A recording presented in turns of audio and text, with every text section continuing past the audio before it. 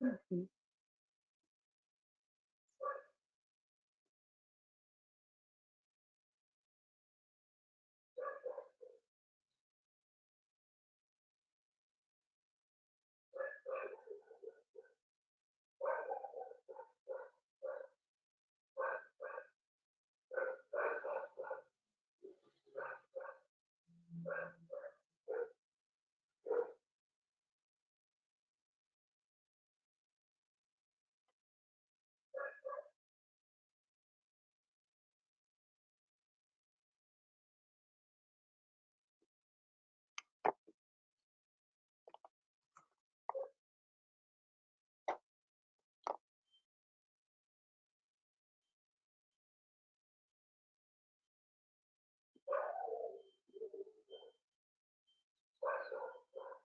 Alô?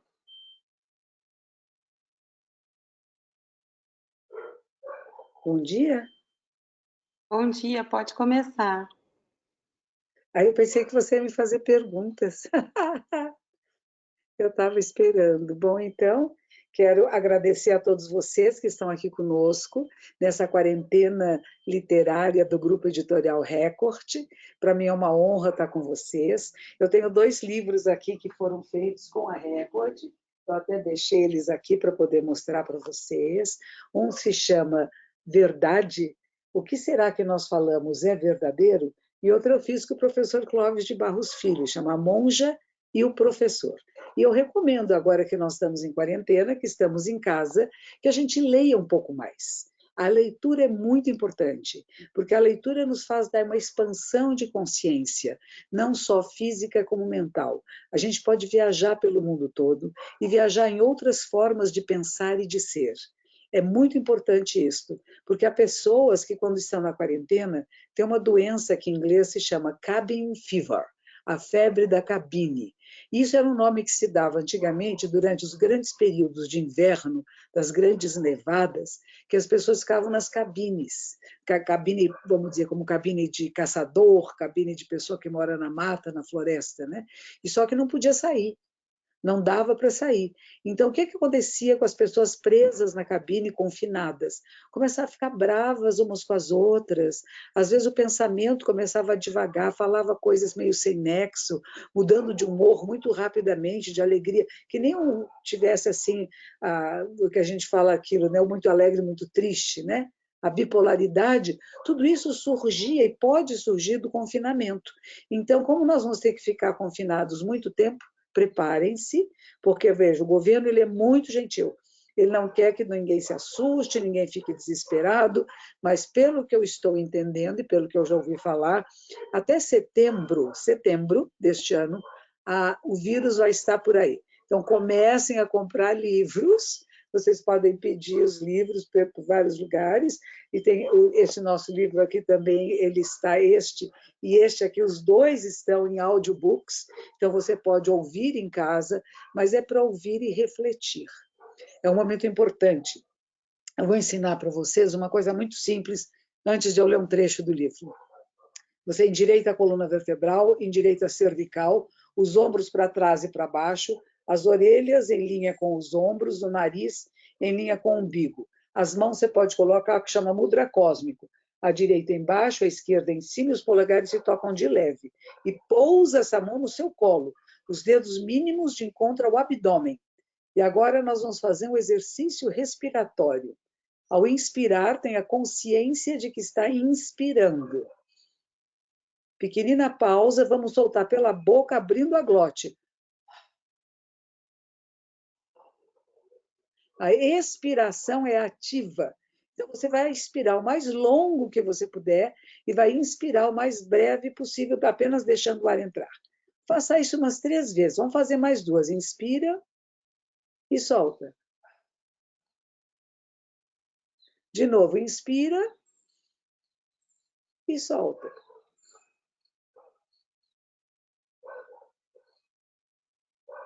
Agora, fecha os lábios, coloque a ponta da língua no céu da boca, atrás dos dentes frontais. Ó. Apenas toca, de leve. Fecha os lábios, os olhos ficam pousados na tela, se você está nos vendo, e vamos ficar por alguns momentos assim. um pouquinho baixo os seus olhos e observe como está respirando. Ao inspirar, toda a caixa torácica se expande em todas as direções, para frente, para trás, para os lados. Ao expirar, ela se contrai. Esteja presente no agora. Observe todos os sons que você pode ouvir. Os que vêm aqui da nossa gravação. Eu tenho um cachorrinho latindo desesperadamente no portão, porque não podem mais passear. Então, eles ficam aflitinha lá no portão, latindo para tudo. Mas há passarinhos, há carros passando. E o que você está ouvindo aí? À sua volta. Esteja presente. As imagens, a luz e sombra. Eu vejo aqui o computador, mas eu vejo a sombra dele na parede também. O mundo é feito dos dois opostos. Sinto na pele a temperatura do lugar onde estou. Também posso sentir na pele a textura das roupas que me cobrem. Sem perder a respiração consciente. Observe agora a sua mente. Há odores também, com certeza, né? Fragrâncias. Eu recomendo às pessoas, quando lavem as mãos, usem perfumes, sabonetes gostosos, perfumados. Fica cheiroso, gostoso, né? E aí, observe se você pensa, se não pensa. E nós podemos perceber se está ficando irritada, ficando brava à toa, né? E é o momento, então, de você voltar a sua atenção à respiração nas narinas, agradecer, e nós vamos pegar um livro para ler. Olha, o que estava aqui em cima é este. Chama-se assim, A Monja e o Professor, Reflexões sobre Ética, Preceitos e Valores. Eu vou abrir. Eu não vou abrir na apresentação, no capítulo 1, que se chama Felicidade, Ética, Preceitos.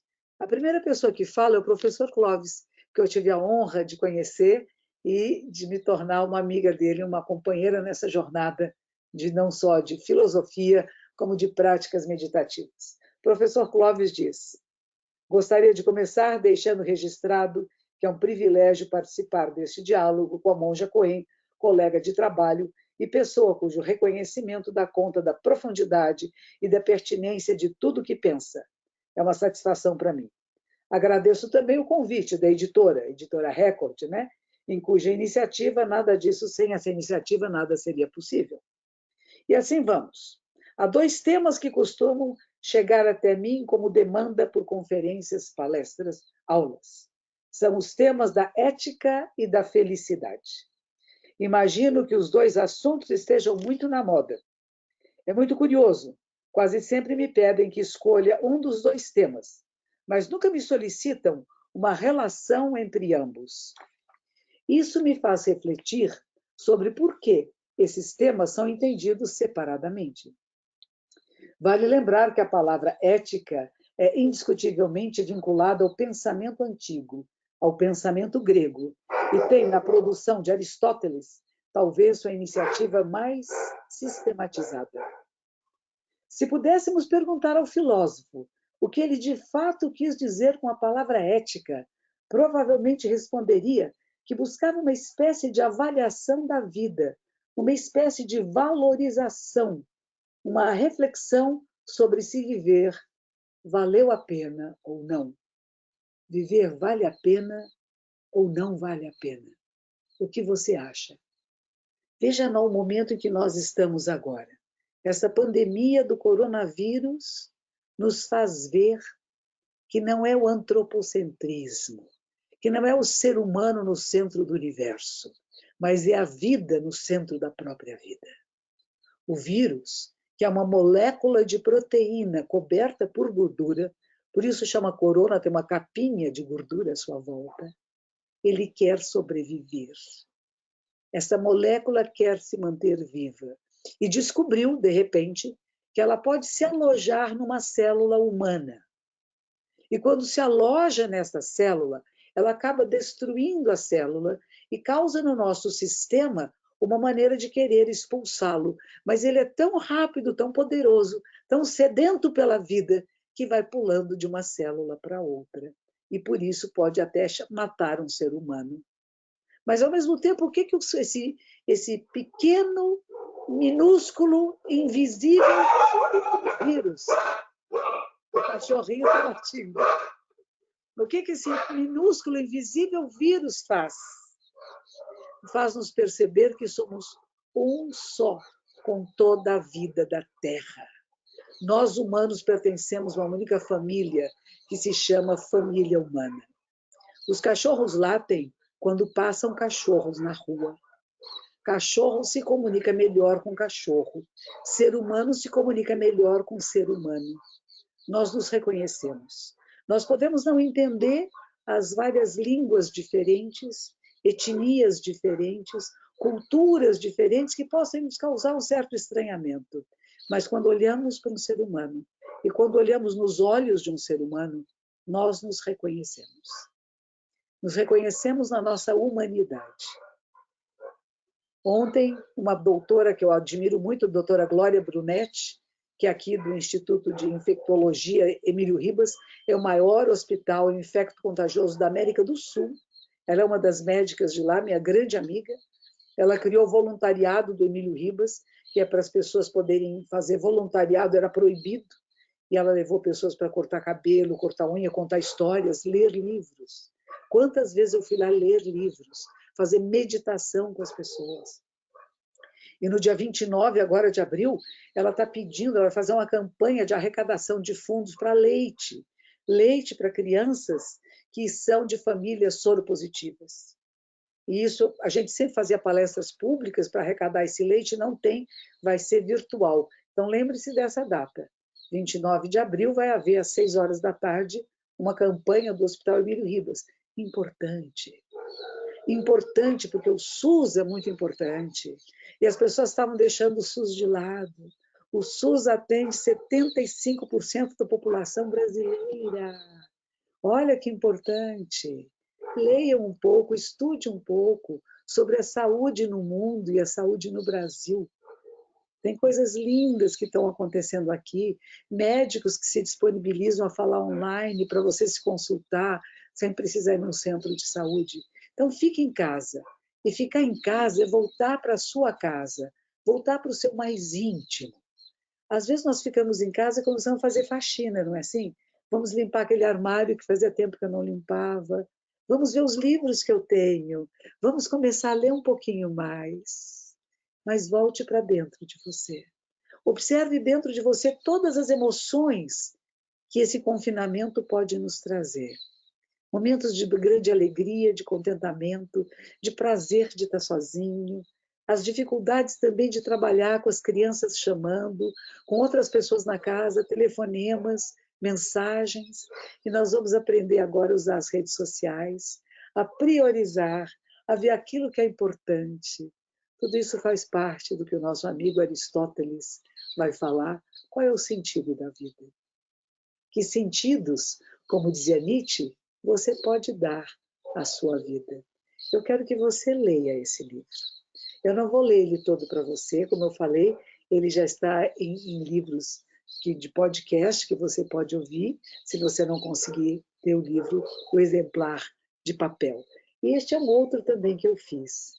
A Raíssa, que é uma editora da Record, pediu. Eu tenho um capítulo que diz assim: o hábito faz o monge. Esse livro questiona jargões, clichês, que nós repetimos o tempo todo, sem nos questionarmos o que isso verdadeiramente significa. Temos tempo agora, se você criar tempo, se você se tornar o tempo, você vai ter a oportunidade de refletir mais sobre como que você fala, o que você fala, é verdade? Você já refletiu em profundidade? Alguns desses jargões são verdadeiros, outros não. Outros não são. Mas refletir é uma capacidade da mente humana. E nós temos oportunidade agora de parar e pensar. Não é só que vão nos ensinar o que pensar, mas como pensar. O que é questionar e questionar tudo. questionar cada palavra, cada gesto, cada atitude, para chegar ao quê? Na essência do ser, nos princípios, na ética verdadeira, no prazer da existência. E é preciso questionar-se. Como que você tem vivido? Quais são os valores que você dá mais importância? Você está mais preocupado com a recuperação econômica do país e do mundo? Ou neste momento o que nos preocupa mais é a vida, a saúde? O que é mais importante neste momento? Quando a nossa vida e a vida de todas as populações são ameaçadas. A economia é importante. Preciso que todos nós temos suficiência, que seríamos todos ter alimentos, a sistema de atendimento médico, educação, não é verdade? Quando surge um novo governo, eu sempre penso assim, quem será o ministro da educação? Quem será ministro da cultura e da saúde? São três coisas para mim que são essenciais. Mas o mundo todo pergunta quem é o ministro das fazendas, das finanças? Será que nós estamos trocando a bola, gente? Claro que se não tiver alimento, se não tiver casa, se não tiver trabalho, se não tiver o conforto de uma vida sem preocupações, nós não vamos estudar, não vamos ler e talvez nem vamos filosofar. Mas é preciso ter suficiência. Eu estive no Japão e depois do Japão eu estive uma vez no Butão. E no Butão é interessante, o rei do Butão, ele fez uma coisa bonita, vocês já sabem disso, muito divulgado, a felicidade interna bruta. O que é mais importante num país? Será que é o produto interno bruto ou será que é a felicidade interna bruta? Como que eu faço com que a população do meu país, do meu bairro, da minha cidade, da minha casa, de mim mesma, no meu confinamento, que eu encontre a satisfação, a suficiência, que nada está faltando e nada em excesso. Nós podemos fazer isso. Nós podemos nos cuidar com mais ternura e mais respeito. Olha as ondas de solidariedade que estão surgindo. As pessoas que estão compartilhando, fazendo bem, cantando na janela. Melhor do que estar brigando na janela, não é? Então, tome cuidado, leia mais. E eu vou ler um pedacinho desse meu trecho aqui. O hábito de habitual faz um monge. A roupa monástica simplesmente não faz um monge. Se eu apenas me vestir aqui, por exemplo, de corredora de maratona, eu posso pôr o melhor tênis do mundo, mais leve, me vestir todinha de maratonista, isso não me tornará uma corredora nem uma maratonista. Eu posso me vestir aqui agora, colocar um piano de cauda na minha frente, me sentar com uma roupa muito apropriada, colocar as mãos no piano e vocês vão ver que eu não sou pianista. Porque não é só o hábito de vestir, não é só a aparência que faz um monge. Tem pessoas que confundem, não é? Como a aparência fosse tudo. Tome cuidado, olhe em profundidade, observe em profundidade. E você vai reconhecer cada ser humano. E você vai reconhecer qual é a virtude de cada ser humano, porque são as suas virtudes. Vai reconhecer o vício de cada um de nós, porque são os nossos vícios. Porque somos semelhantes, não iguais, mas semelhantes. Os textos budistas dizem que se uma pessoa, mesmo de brincadeira, usar um hábito monástico, poderá se tornar monástica, mesmo aquelas que usam como fantasia de carnaval. A força de um hábito monástico. Por exemplo, essa partezinha que eu estou usando aqui, ó, ela está velhinha, está usada, não é? Ela é simbólica do manto de Buda. Discípulos, discípulas de Buda usam um hábito que seria como se fosse uma roupa que você pendurava assim, sabe? Um manto que você pendurava do lado, assim. Era um sari. Mas o que aconteceu? Com o tempo, descobriu-se que era muito difícil trabalhar. Quando o budismo vai da Índia para a China e os chineses começavam a produzir os seus próprios alimentos, o que aconteceu? Passou-se a usar o manto menorzinho para poder trabalhar na roça. Monge trabalha, sabiam disso? Monge planta, monge colhe, mas a primeira coisa que monge faz é zazen. É aquilo que eu comecei hoje no nosso encontro. a primeira coisa que nós fazemos é meditação. Porque sem a prática meditativa, sem o estudo dos ensinamentos de Buda, você não é monge, você é agricultor. É uma diferença. Você pode ser um agricultor santo, maravilhoso, conectadíssimo com a natureza, extremamente religioso, mas você é um agricultor. Ou você pode ser um monge, que primeiro você medita, que você cuida dos ensinamentos, você mantém eles vivos em você, na sua vida, e aí tem horas pelo dia, algumas horas, em que você vai cuidar da sua plantação e do campo. Mas a prioridade é o hábito monástico, é a vida monástica. Então eu vou contar para vocês mais um pedacinho desse trecho. Houve, por um breve instante, a escolha de algo que tocou você. Quer se fantasiar de monja? Cuidado para não se tornar uma monja. Às vezes tem pessoas que dizem para mim, eu raspei a cabeça que nem a senhora, acho tão bonito. Eu não raspei a cabeça porque é bonito. Eu raspei a cabeça porque eu fiz um voto de me tornar discípula de Shakyamuni Buda. Os cachorros de novo estão latindo. O que será que ele... O que será? O que será?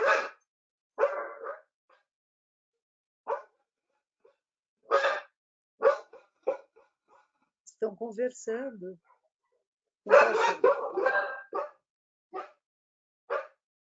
Eu tenho a impressão que elas estão insultando os cachorros que passam na rua, não parece? Não é um latido amoroso, assim, eu brigo com você. Não é isso, e não fazemos isso. Não faça isso na sua casa, agora que está em isolamento. Primeiro, fique em casa, mas não fique para as pessoas da sua casa. Perceba que dá vontade. Não faça. Ou faça brincando. Se olhe para essa pessoa que está te incomodando e sorria. Seja leve. Leve com você, leve com a vida. As pessoas dizem, eu raspei a cabeça que eu queria ser que nem a senhora. Não é a cabeça raspada que faz de você uma monja, filha. É a meditação, é a prática incessante, é a leitura de textos sagrados, são os estudos. É um aprimoramento que o mosteiro nos dá, e quem não passa pela vida monástica de convivência íntima em comunidade terá muita dificuldade de entender. Porque no seu dia a dia, o que acontece?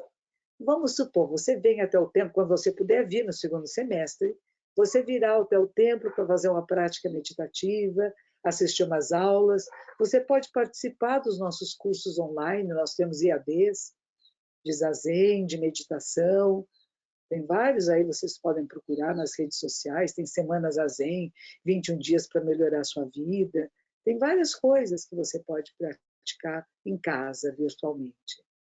Mas é importante vir ao templo e sentar ao lado de outras pessoas. E quando isso for possível, você vai ver que é difícil. Às vezes nós encasquetamos de não gostar de uma pessoa ou de outra. E ser capaz de colocar todos no seu coração é a prática da compaixão e da sabedoria. Isso é prática Buda. Eu estava no mosteiro, eu tenho uma aluna minha que também mora aqui comigo e que também esteve no mesmo mosteiro em Nagoya. Uma vez por semana a gente faz um programinha live que diz assim no YouTube, dizendo que eu não contei para vocês sobre a vida monástica. A gente quer fazer uma coisa leve, engraçada, das dificuldades que tivemos, culturais, e as imaginações que nós temos, que a vida monástica são todos santos, anjos, né? Caminhando em grande respeito.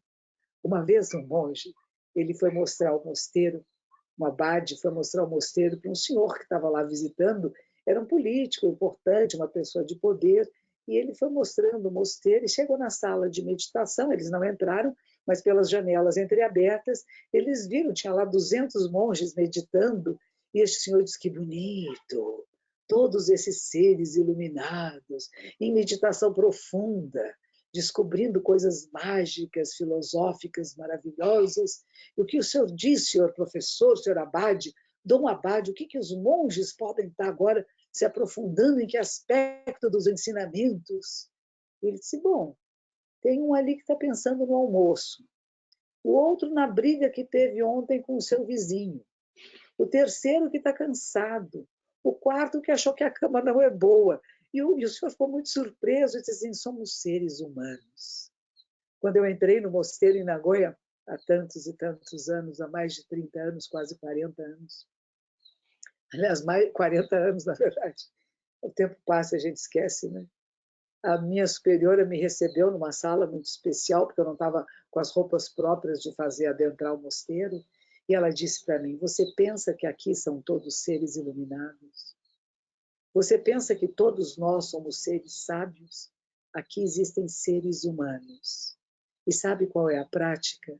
É como se pudéssemos colocar numa jarra pedras, pedrinhas de vários tamanhos. Nós fechamos a jarra e vamos sacudir. As pontas vão bater uma com a outra. Mas quem conseguir ficar arredondada primeiro, não vai ferir nem ser ferido. Gente, essa é a prática que nós podemos fazer agora, nesse estado de confinamento. Não é enlouquecer, não é ficar na bipolaridade, não é começar a falar coisas desconexas. É olhar em profundidade para você mesmo. Todos os dias, pelo menos 1 hora de leitura e pelo menos 1 hora de silêncio. Eu recomendo isso porque eu fiz isso quando eu estava no Japão. Havia um templo perto das montanhas do Monte Fuji, e lá o monge de Tóquio construiu um templo e pediu que eu ficasse lá. Então, entre a minha prática do mosteiro em Nagoya e a ida até o seu templo em Tóquio, havia perto do Monte Fuji essa pequena casinha que era um templo onde eu morava. E quando eu ficava lá sozinha, eu tinha que fazer papéis, documentos da minha pós-graduação. E eu fazia o que primeiro? Eu sentava e meditava por alguns minutos. Aí eu pegava um livro e lia, estudava. E depois de estudar e logicamente construir pensamentos adequados e a compreensão, eu tornava a meditar por uns 10 minutos, permitindo ao meu cérebro que este cérebro pusesse como um grande computador, processasse todas essas informações que chegaram. Ele não precisa da sua consciência gerenciadora de tudo, ficar lá controlando. Deixe. E depois eu escrevia. E aconteceu uma coisa maravilhosa, que eu comecei a perceber a conexão que havia e que até então ninguém havia feito entre direitos humanos, uma cultura de paz e sustentabilidade. Estão diretamente interligados e interconectados. Quando falamos de direitos humanos, o direito à vida, à saúde, à educação, à alimentação, à casa, nós estamos falando do que? Da sustentabilidade. A alimentação tem que ser saudável, tem que ter água, temos que cuidar do meio ambiente. O meio ambiente começa o quê? Nesse saco de peles que é o nosso corpo. Como que estamos cuidando? Percebe? E se queremos saúde, nós queremos o quê? Uma cultura de paz. Sabe o que melhora a sua capacidade de não ficar doente? Respiração consciente. Respire conscientemente. De hora em hora, dê uma parada, respire conscientemente. E você vai ver as mudanças que acontecem em você, com você e no mundo à sua volta. Você melhora, porque o seu cérebro melhorou, a sua capacidade de relacionamento melhorou. Relacionamento interno com o seu próprio organismo, e esse organismo que não está separado de tudo que nos cerca. Somos a vida da Terra.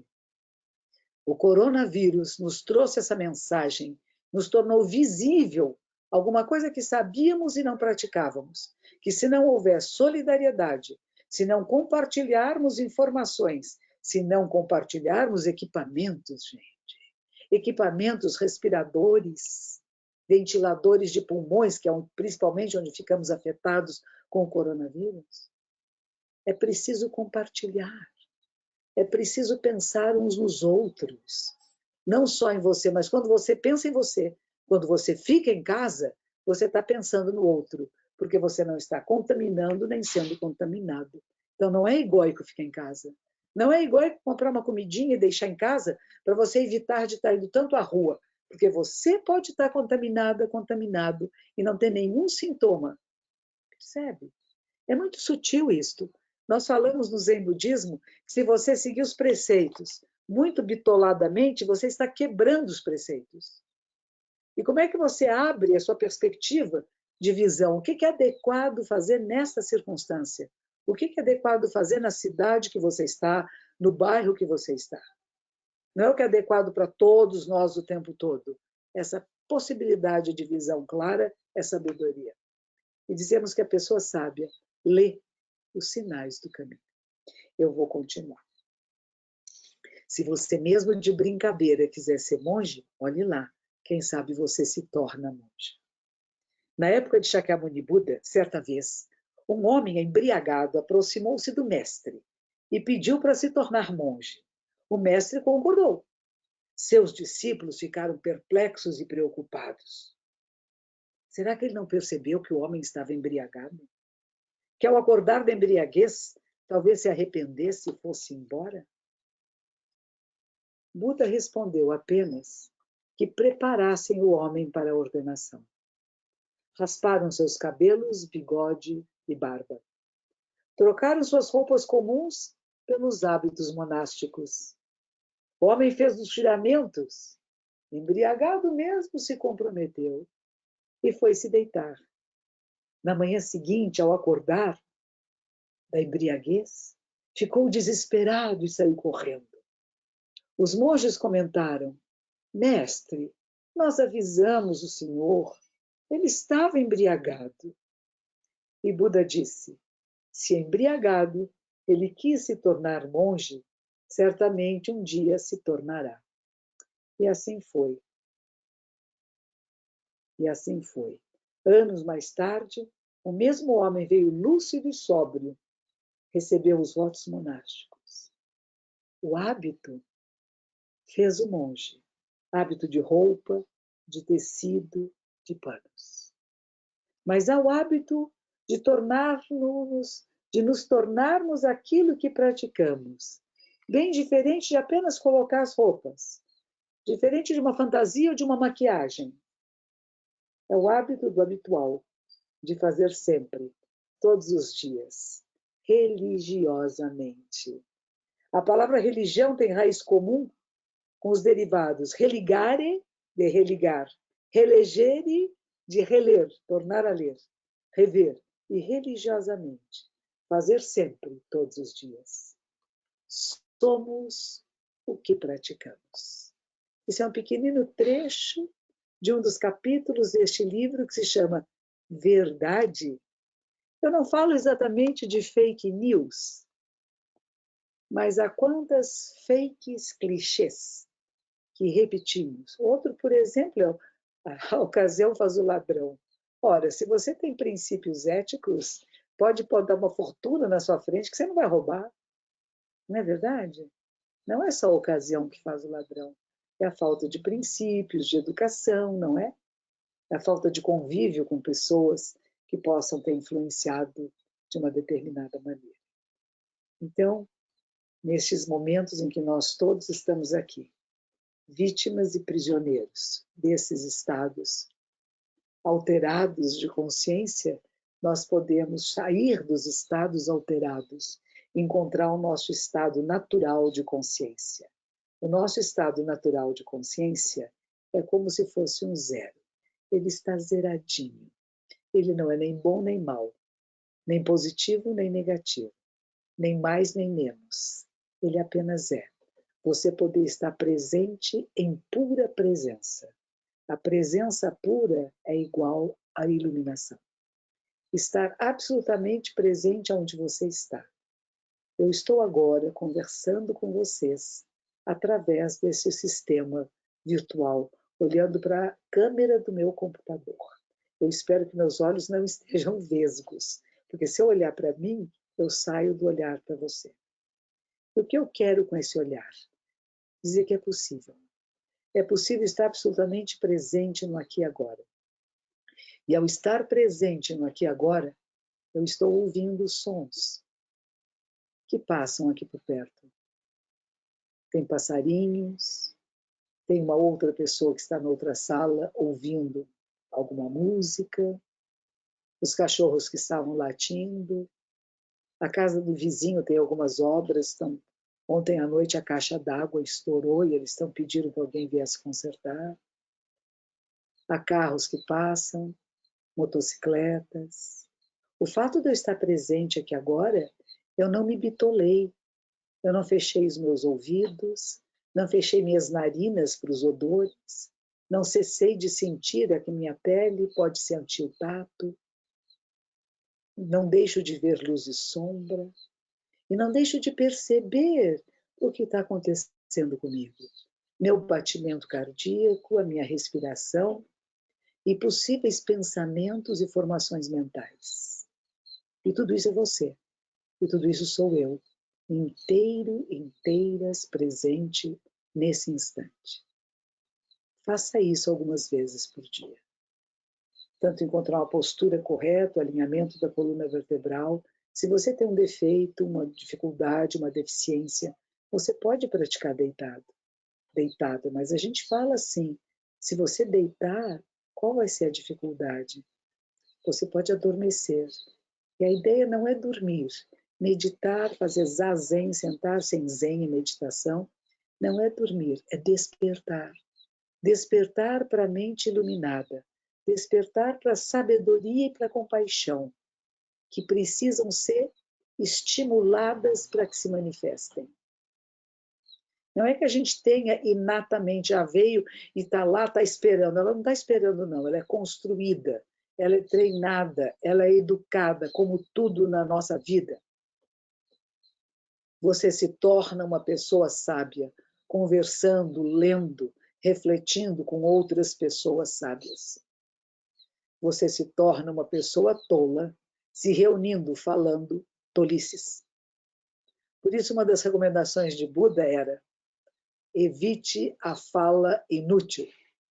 Se você conseguir fazer isso nesses dias de isolamento, procurar apenas falar palavras adequadas e benéficas, que sejam verdadeiras porque você refletiu sobre elas, que vão fazer o bem ao outro e que vão levar as pessoas a um estado superior de consciência, então fale. Se não, cale-se. Fique quieto e pense, reflita. Porque às vezes precisamos de meios hábeis com alguém que convive conosco e que está entrando em parafuso, que está ficando infeliz, bravo, irritado, para você não ser contaminado. Assim como o vírus contamina o nosso corpo e vai impedir o nosso pulmão de funcionar, imagine, parece que ele endurece as células pulmonares, ele fica durinho. Você quer respirar e não consegue. Dá dores no corpo todo, pode dar diarreia, tem vários sintomas, não é só tosse e febre alta, sabe? Então, se você tiver algum sintoma, lembre-se, você tem alguns médicos que estão facilitando. Um chama Missão Covid e outro se chama nome Central Covid. São grupos de médicos, você procura esses canais, eles atendem você por telefone à distância, assim, ó, no celular, atendem vocês, e você pode dizer o que você está sentindo. Ele vai dizer se você tem que ir a um posto de saúde ou não. Porque se você tem algum sintoma e vai ao posto de saúde, você pode contaminar alguém. Se o seu sintoma não for de Covid-19, você vai no posto de saúde e pode ser contaminado. Eu tenho uma prima e o seu filho, meu priminho, que os dois, ela precisou fazer uns exames de câncer no hospital e os dois estão contaminados agora. Conheço médicos que frequentam a minha comunidade que estão contaminados. Daqui de São Paulo. Conheço uma médica maravilhosa, muito querida, uma grande médica que também agora está entubada aqui em São Paulo. Enfermeiras e enfermeiros que estão entubados aqui em São Paulo, assistentes, pessoal que trabalha na faxina. Então, nós precisamos de equipamentos para que as pessoas não se contaminem fisicamente com o coronavírus, que é gravíssimo. Não é resfriadinho, não. Pessoas fortes, saudáveis, jovens que pegaram a doença, vem dizer, gente, é muito forte. Não é brincadeira. Então, cuide-se e fique em casa. Mas em casa você pode ser também contaminado pelos vírus da ganância, da raiva ou da ignorância. São os 3 venenos que prejudicam o ser humano. A ganância, quero é para mim só, separo a comida para mim, não compartilho com vocês, é só minha. Quero mais sabedoria, quero mais iluminação, quero mais tudo. Menos. O contrário da ganância é caridade, é doação, é cuidar. Alguma coisa que estamos aprendendo, reaprendendo, que é a solidariedade. O querer bem ao outro e fazer bem ao outro. Não é ganhar uma discussão, é criar harmonia, é mais importante. Então, primeiro é ganância. Segundo é raiva. A raiva nos deixa o quê? Sem visão. Ontem estava vendo no Café Filosófico o professor Karnal falando sobre a inveja. É uma repetição, uma coisa antiga, maravilhosa. Que significa literalmente não ver, envedere, não ver. E Dante, quando ele faz o inferno de Dante, ele faz essa torre, e lá embaixo, logo depois do orgulho, vem o que é a inveja, o não ver. E as pessoas têm os olhos costurados com ferros. Aquele que é incapaz de ver a si mesmo é aquele que inveja o outro, fica com raiva do outro, que não entende o outro. Então, o contrário da raiva é a compaixão, é o querer bem, é o ver o outro, é ver a si mesmo e ver o outro. Perceber a raiva crescendo em você e não deixar que ela controle você. O nosso preceito diz não ser controlado pela raiva. A raiva vem, você fala, vem cá, meu bebê. Põe no colinho e diz, Nana, neném, você é minha raivinha. Nós não somos animais. Embora o animal viva em nós. Mas não vivemos só de instinto. Hã? Eu sinto em mim esse instinto da raiva, da briga, da discussão, de vou ganhar, quero enforcar você. Não enforco. Quero jogar você pela janela, não jogo. Quero bater em você, não bato. Isso é ser humano, que tem capacidade de autocontrole, de conhecimento de si mesmo. Mas não é ficar lá se controlando assim, né? Não é isto. A Diarista era um programa que tinha aqui na televisão, acho que ainda existe. Era muito engraçado, porque ela aprendeu, quando ela ficasse brava, a fazer o on. Ela aprendeu, foi com o pessoal de Umbanda, de Candomblé, né? Não foi no Zen Budismo, mas ela não sabia direito. Diziam, quando você for ficar brava, faça on. E ela logo ficava irritada, sabe o que ela fazia? Assim, e ficava cada vez mais brava. Não é isso. Quando a gente fala de a sílaba on, que é usada mais no yoga do que no Zen, ela significa o som do universo. Imagine que a gente pudesse ouvir simultaneamente todos os sons que existem. Sons e ruídos, todos eles. O que seria? Seria...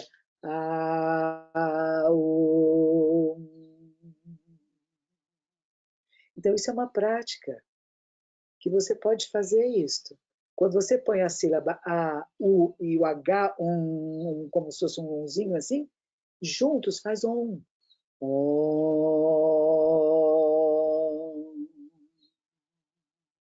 Eu comecei práticas meditativas fazendo Om. É uma bênção. Não faça isso. Mas não faça na frente do outro para ofender o outro, para provocar o outro. Sai de perto. Não tem onde ir, vai para o banheiro, fecha a porta do banheiro. Faz baixinho, faz mentalmente. Que a outra pessoa não ouça, você fecha os olhos um pouquinho. Respira conscientemente. Você volta para o seu centro de equilíbrio para quê? Para ter uma convivência mais amorosa, uma convivência mais querida, uma convivência melhor. E a gente convive melhor se a gente cuidar melhor de nós. Porque cuidar de nós é também cuidar do outro. Perceber que às vezes os outros vêm e nos provocam. E você não entrar no jogo. Pelo contrário, você perceber, nossa, isso é uma provocação. Por que essa pessoa está sozinha? Ela quer atenção. Em vez de dar atenção da briga, da raiva, dê da ternura, do carinho. Talvez mesmo quem esteja em casa não possa ficar se beijando muito, se abraçando muito, porque aquele que sai de casa pode se contagiar, aquele que vai fazer as compras no mercado, na farmácia. Mas existem outras maneiras de amar. estou de novo conversando com aqueles que passam.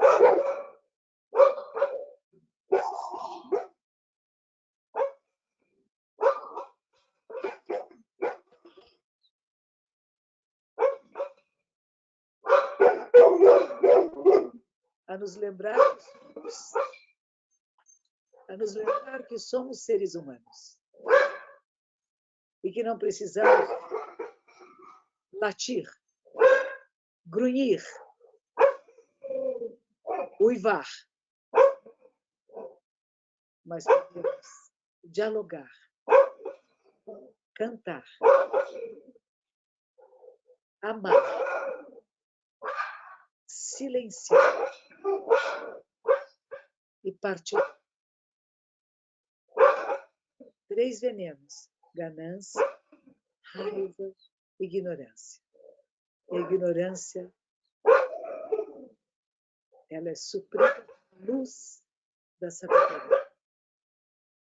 Faça de você uma luz.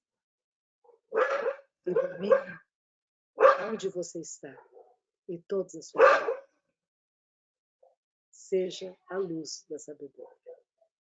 Que os méritos de nossa prática se estendam a todos os seres e que possamos nos tornar o caminho iluminado. Agradeço a cada um de vocês que nos acompanhou aqui na quarentena da